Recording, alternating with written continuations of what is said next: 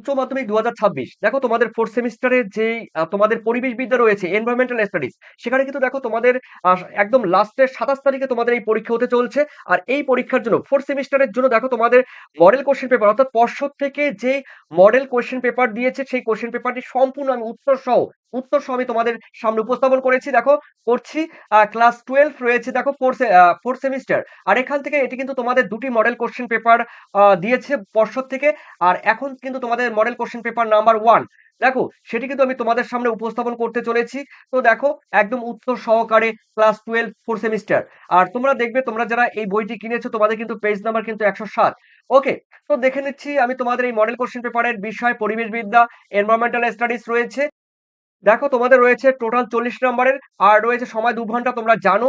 আর এখন তোমাদের সেকশন এই যে এ বা বিভাগ ক, পরীক্ষার সময় থাকবে বিভাগ ক।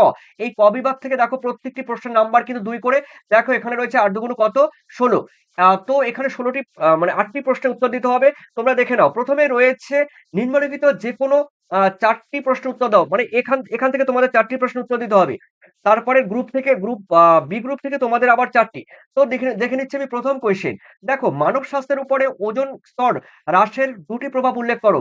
দেখো আমরা জানি বায়ুমণ্ডলের যে ওজোন স্তর রয়েছে সেই ওজোন স্তরের ক্ষয়ের ফলে, ওজোন স্তর ধ্বংসের ফলে, ঠিক আছে, সেই ওজোন স্তর ধ্বংসের ফলে আমাদের মানুষের স্বাস্থ্যের উপরে কিরকম প্রভাব ফেলে। দেখো এখানে রয়েছে, দেখো প্রথমত রয়েছে ত্বকে ক্যান্সার, ঠিক আছে, অতিরিক্ত যেই সূর্য থেকে ইউভিআর আলট্রা ভায়োলেট রে অতি বেগুনি রশ্মি সরাসরি যখন আমাদের পৃথিবীতে এসে পৌঁছাবে তখন কিন্তু ত্বকের কিন্তু ক্যান্সার হবে, ঠিক আছে। তো তখন ক্যান্সার হবে। আর বিশেষ করে দেখো সেকেন্ড রয়েছে চোখের সমস্যা। দেখো চোখে ছানি পড়বে। আবার অন্যদিকে ম্যালিগন্যান্ট নন ম্যালিগন্যান্ট কিন্তু ক্যান্সার পর্যন্ত হয়ে যাবে এই ওজোন স্তরের ধ্বংসের ফলে, অবক্ষয়ের ফলে, হ্রাসের ফলে। এরপরে সেকেন্ড রয়েছে দেখো কৃষি ক্ষেত্রজাত বৃষ্টির জলবাহিত বর্জ্য বর্জ্য কিভাবে জল দূষণ ঘটায় তা লেখো। দেখো কৃষি ক্ষেত্রে যেই ঔষধ দেওয়া হয়, কীটনাশক সার দেওয়া হয়, সেই সার বা কীটনাশক ঔষধ দেওয়ার ফলে সে বৃষ্টির জলের সঙ্গে সেই দূষিত জল যখন তোমার পুকুরে কিংবা লেকে কিংবা নদীর জলে এসে পৌঁছাবে তখন কিন্তু সেগুলো কিন্তু মিশে সেই জলের সঙ্গে জল দূষণ ঘটায়। দেখো এই দূষণ ঘটানোর জন্য দেখো কৃষিজাত বর্জ্য যেভাবে জল দূষণ ঘটায় তার মধ্যে রাসায়নিক সার ব্যবহারের ফলে, তারপরে কীটনাশক ও আগাছানাশক ঔষধ দেওয়ার ফলেও কিন্তু জল দূষণ হয়। এরপরে রয়েছে দেখো তোমাদের ক নম্বরে মৃত্তিকা দূষণ নিয়ন্ত্রণের দুটি উপায় আলোচনা করো।